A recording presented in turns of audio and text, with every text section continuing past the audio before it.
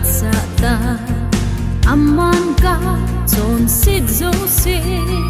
Thingleh AKHENBEH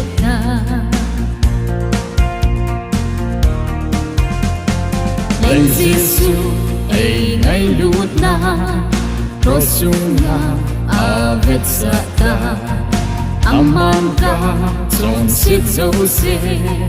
Thingleh AKHENBEH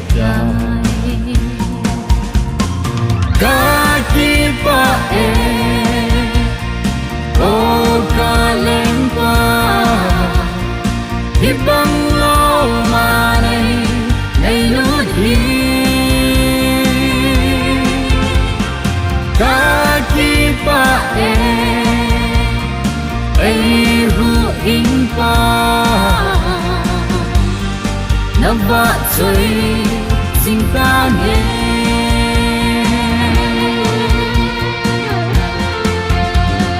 Leng Jesu eingailut CHUNGA AVETSAH Aman KACHONSET JOUSE Thingleh AKHENBEH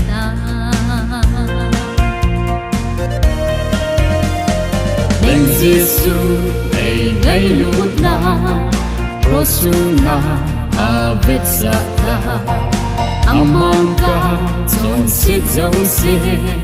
Thingleh AKHENBEH Kakipah lengpa Hibang loma ngailut Kakipah Eihuhhing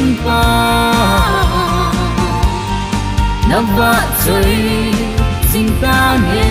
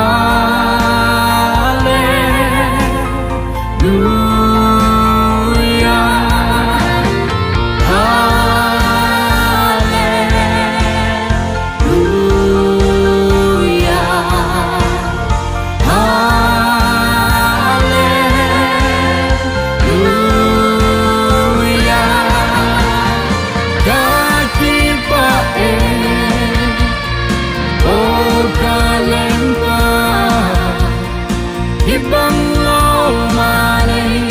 ngailut Kakipah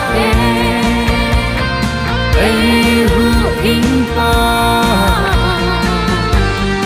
Navahchoi JING TANGE Kakipah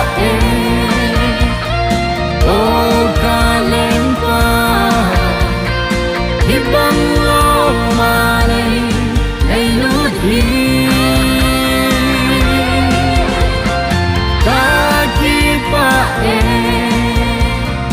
Eihuhhing Navahchoi